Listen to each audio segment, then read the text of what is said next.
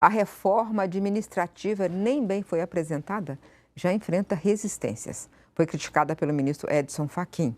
Há quem trabalhe para que o assunto seja adiado para 2027.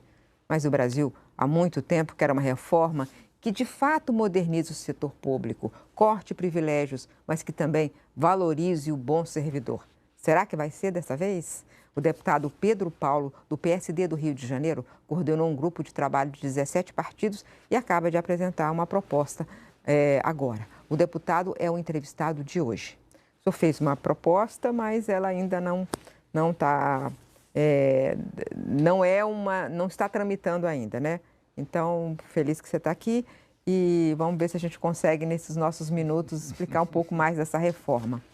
Em que pé ela está agora? Quer dizer, você contou o que era, comunicou, né, o sentido da proposta, mas para ela começar a tramitar, o que precisa? Olha, Miriam, primeiro prazer estar aqui conversando com você, falando sobre a reforma administrativa, porque eu acredito que é uma agenda importantíssima para o Brasil. Nós já estamos atrasados numa atualização que a administração pública precisa. Então, é um prazer falar sobre isso.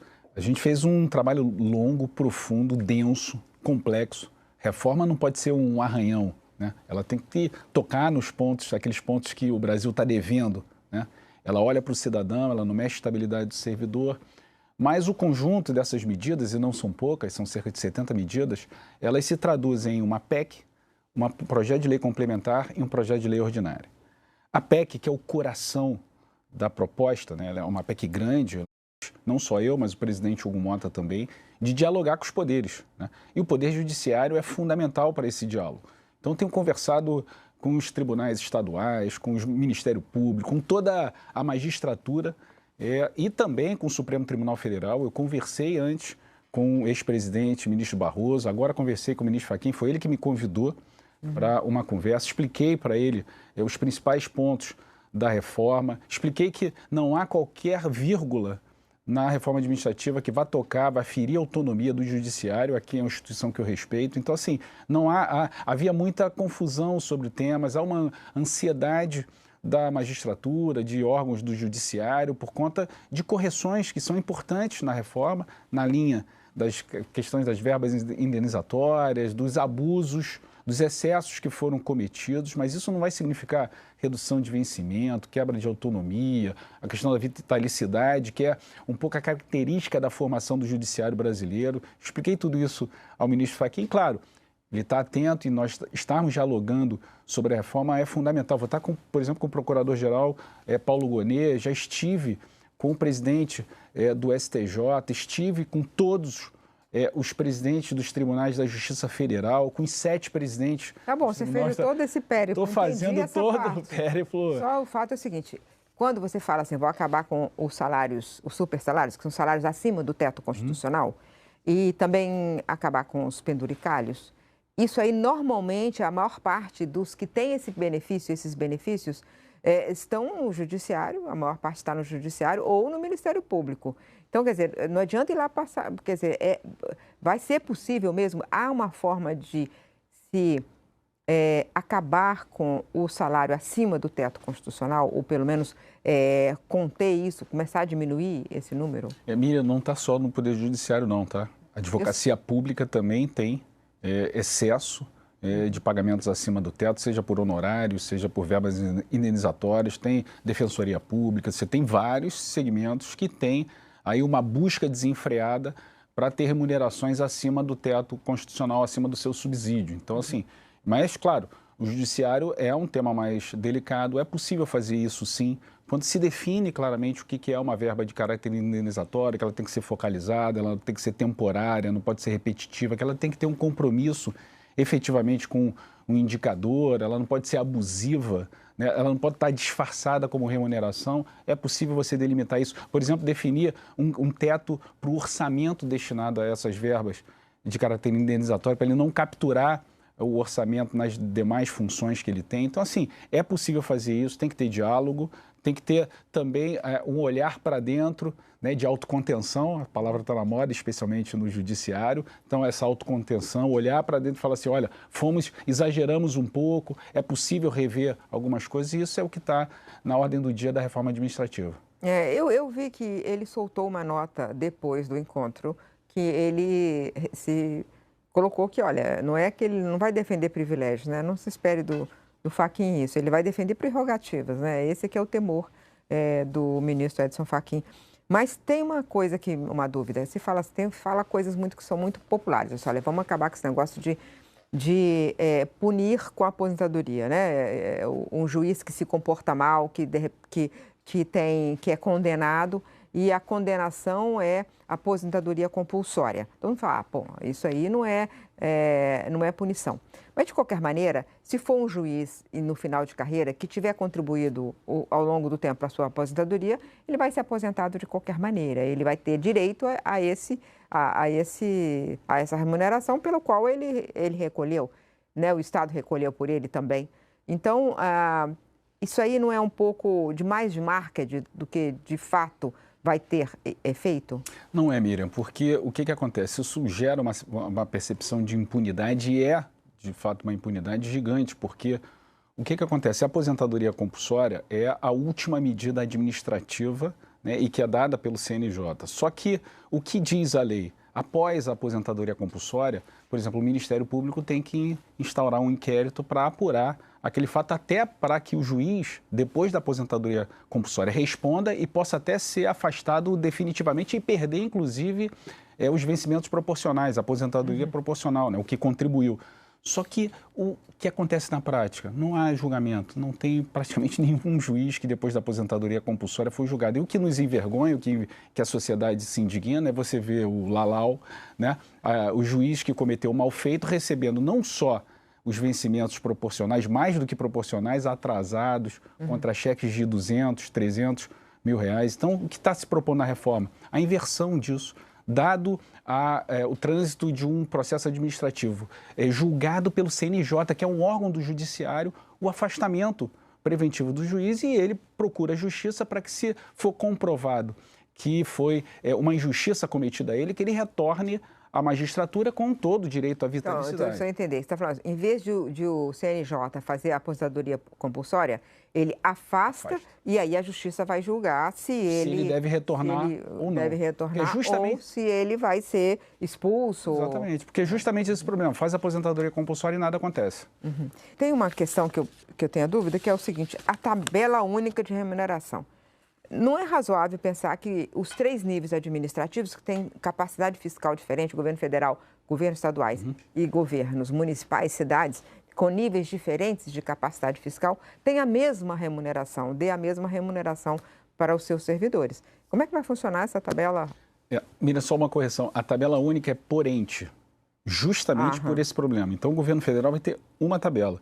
Sabe quem tem essa tabela única? Estados Unidos. Estados Unidos tem 1.200.000 servidores públicos federais, uma tabela e com poucos níveis, são cerca de 25 níveis. Portugal tem uma tabela única para todo o serviço público português, mas Portugal é muito menor do que o Brasil. Então, qual o modelo que nós escolhemos? É parecido com os Estados Unidos, uma tabela para o governo federal, estadual e municipal, para que justamente não aconteça... Mesmo assim, você tem São Paulo e tem uma cidade de, sei lá, 30 mil habitantes. Pequena, mas aí essa cidade pode ter a sua tabela, poderá ter uma tabela entre consórcios de uma região, ou ela pode, se for a escolha dela, aderir à tabela do governo estadual. Mas o importante... Então não é a tabela única, milhares de tabelas. Não, é uma tabela única para o serviço público daquela localidade. Porque se há milhares, se houver milhares de tabelas, hoje existem milhões de tabelas, porque uma enfermeira tem uma tabela, médico e veterinário tem uma tabela, advogado, então é muito confuso para o serviço público e é um fator de desigualdade também, de justiça salarial, essas tabelas que ninguém conhece, pouco transparentes. Tem uma ideia de que custa muito caro, isso é uma despesa muito grande, né, servidores. E, de fato, tem Previdência, em seguida servidores, mas os servidores públicos federais teve uma queda de 1 ponto percentual do PIB, que é uma enormidade, né? Era 3,5%, estou falando só, né, você sabe disso, para ele acompanhar, 3,5% do PIB em 2019, aí veio o governo Bolsonaro, congelou os salários, despencou para 2,5% do PIB. E agora teve correções, mas foi para 2,52%, 2,56% no último número, Ou seja, o segundo número depois da vírgula é que aumentou. Ou seja, no ponto de vista do atacado, o salário do servidor é tão pesado assim? Não, o salário do servidor não é pesado, né? Até porque a lei de responsabilidade fiscal e a própria Constituição trouxe essa contenção, essa disciplina. Eu acredito que o problema central, Miriam, está na desigualdade do salário do funcionarismo público, que é o que a reforma pretende atacar. Por exemplo, com a tabela única, trazendo transparência, com uma série de medidas que vão reorganizar o orçamento para que gere mais poupança para o gestor, para tomar a decisão de investir em saúde e educação ou no salário do servidor.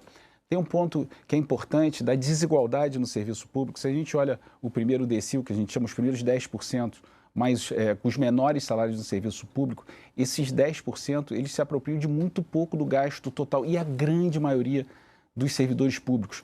Aquele quintil mais alto, 10º quintil, quem está no topo da carreira, 10% cobre 40% de toda a massa salarial dos quase 11 milhões de servidores públicos. Então, é uma desigualdade muito grande. Você fala 11 milhões, está pegando todo o setor público do Brasil inteiro. Todo o setor público. E nós estamos falando o seguinte, esses 10% mais pobres do serviço público brasileiro, eles têm 15 vezes menos o salário de quem está no topo da pirâmide. E eu não estou falando nem contando penduricalho, quem extrapola o teto. Então, assim, é também a função da reforma atacar essa desigualdade que existe, agora está na moda dizer o andar de cima, o andar de baixo, que existe também no serviço público. Tá certo. Eu vou fazer um pequeno intervalo, deputado. Eu estou conversando hoje sobre reforma administrativa. Fica aí que tem muita coisa para conversar, tá bom?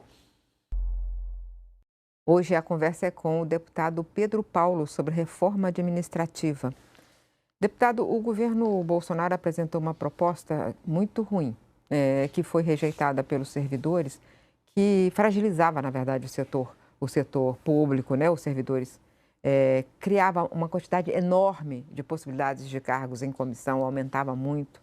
E eu quero saber qual a sua diferença em relação a essa proposta. Primeiro que ela não mexe uma vírgula na estabilidade. A estabilidade está preservada e não é porque... É porque eu acredito na estabilidade como não só um direito do servidor, Miriam, mas como uma proteção do Estado. Para que a gente queira um Estado menos tomado de interesses, menos corrupto, a gente precisa de um setor público protegido, um servidor independente. Então, eu acredito na estabilidade. Então, não tem nada de estabilidade. Segundo, a reforma administrativa da PEC 32, que foi apresentada na época, ela tinha muito foco no ajuste fiscal. E eu falo isso, sou economista como você, um deputado que defende as questões fiscais, orçamento equilibrado, mas a gente não pode jogar o peso para a reforma administrativa de uma agenda inconclusa do governo federal, que falta ainda equilibrar as contas, esse peso na reforma administrativa, ainda que ela tenha muitos pontos que vão melhorar, dar a possibilidade de produzir uma economia no setor público. E tinha um outro ponto, que a reforma administrativa anterior, ela focava muito em reduzir o tamanho do Estado. O Estado tem que ser mínimo. E a premissa que nós estamos perseguindo com a reforma agora é que, independente do tamanho do Estado, porque muitas vezes o tamanho do Estado é dado pelo governo que está eleito, agora está expandindo as funções do Estado. A reforma ela tem que ser, seja para um governo que quer um Estado menor ou um governo que queira um Estado maior, ela seja um arcabouço legal para um Estado melhor. Porque senão ela é uma reforma só de 4 anos, ela tem que ser uma atualização da administração pública para os próximos anos. Deputado, é o seguinte, a estabilidade, a gente viu o valor dela no governo Bolsonaro, porque o governo Bolsonaro perseguiu o funcionário público que fazia sua missão, né? Eu conversei com pessoas dentro da máquina pública que tinham que fazer quase clandestinamente o seu trabalho na área ambiental, nas relações exteriores, na área da saúde, da educação. Era incrível. Eu ia conversar com o funcionário público que estava ali quase clandestino fazendo o seu trabalho. Então, a gente viu que é importante ter estabilidade. Porém, a gente também tem um velho problema. Como é que a gente faz para que não haja acomodação, para que haja eficiência, para que haja avaliação de qualidade, desempenho, para que todo mundo fique estimulado no seu trabalho? Então, a sua reforma toca nisso? Exatamente nesse ponto, Miriam. Não mexe na estabilidade, mas traz incentivos para o bom servidor. Quando a gente fala, por exemplo, da possibilidade de todos os governos terem um planejamento estratégico, terem indicadores claros, transparentes, metas, você consegue estruturar um sistema que você possa, ao fim das contas, para o servidor, produzir para ele um bônus quando bate uma meta, isso significar um 14º salário e até 15º salário. Então, esse modelo é o que a gente está trazendo, a tal da meritocracia. E o serviço público não pode ter medo da meritocracia, até porque quem se habilita, e é uma função nobre querer ser um funcionário público, ele passa por um processo mais meritocrático, de maior avaliação de desempenho, que é o concurso. Só que o Estado foi, ao longo do tempo, a partir do ganho da estabilidade, não criar uma cultura, uma prática de se avaliar permanentemente. Nós estamos trazendo, nós não estamos acabando com a estabilidade, mas nós estamos trazendo um modelo de avaliação de desempenho para que isso seja efetivamente o critério de progressão na carreira. Com cuidado para isso não gerar assédio entre chefia e subordinado, enfim, mas esse modelo é um modelo que tem que ser bem-vindo e que acontece na prática. Prefeituras fazem isso, o governo do Estado faz isso. Então, é trazer a meritocracia sem medo para que ela possa produzir um Estado que olhe mais para resultados para o cidadão, que é o nosso principal cliente. Eu já conversei com muita gente até do setor público e eu já vi muitos especialistas que criticam o fato de que o governo Lula, os governos atrás, não é nesse governo, ele fez um aumento do salário inicial e aí achatou a possibilidade de carreira, né? As etapas. Você está falando de fazer 20 degraus ao longo da carreira. Mas como é que você vai fazer com esse passado, que já entrou ganhando manto? Olha, isso é uma correção que nós vamos estabelecer para os próximos concursos. Quem está ali tem um direito adquirido, mas nós vamos aos poucos, progressivamente, fazendo com que as carreiras tenham esses 20 níveis, que é absolutamente saudável. Às vezes você entra num concurso com 4 níveis e o servidor espera 6, 7, 8 anos para ele ter uma progressão salarial. Então, isso também quebra esse incentivo do servidor, isso é um tiro no coração desse modelo que a gente quer trazer. Então, assim, isso é muito importante. Por exemplo, agora está tendo no nosso estado, no Rio de Janeiro, concurso para procurador da Assembleia Legislativa. Salário inicial, Miriam, R$44 mil. O teto é 46.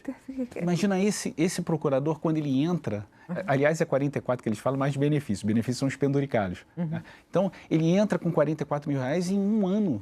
Ao entrar, ele já está batendo o teto, já está extrapolando o teto. Qual o incentivo que tem na carreira para esse procurador? Então, a gente precisa organizar isso no sistema público. Aliás, o governo Lula já está fazendo isso, a ministra Esther está fazendo isso no nível federal. 80% das carreiras no nível federal já tem 20 níveis de progressão. O BNDES, Miriam, que você conhece bem, 25 níveis de progressão.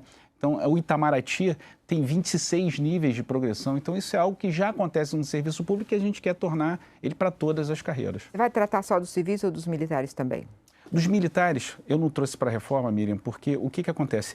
Tem um projeto de lei que foi negociado entre o Executivo e as suas Forças Armadas, que faz uma série de correções, aposentadoria ficta, tem uma série de correções no modelo do serviço militar e está lá na Câmara. É só o governo querer pautar isso. Aposentadoria ficta, como se a gente tivesse que entender. É o seguinte, na verdade eles chamam de morte ficta. A pessoa foi expulsa, né, do Exército, é como se ele morresse e aí a família recebe a pensão naquele mesmo valor. Exatamente. Que é uma distorção, né, desse caso. Sim, mas esse projeto está pronto, está lá na Câmara, é só colocar, construir consenso político e botar para votar. Eu não preciso inventar medidas em relação à questão dos militares. E foi negociado pelo governo, ele decide. É menos um vespeiro também, né? Menos um vespeiro. Eu tenho muita pergunta aqui, mas eu queria fazer uma pergunta fora da reforma administrativa que eu queria entender. Você votou a favor da PEC da blindagem, por quê? Um erro, né? Porque nós ali... Existe uma discussão, Miriam, sobre prerrogativas, sobre a liberdade do direito à opinião, mas foi completamente exagerado aquilo naquela noite, né, da discussão, se colocar, por exemplo, voto secreto, se colocar presidente de partido.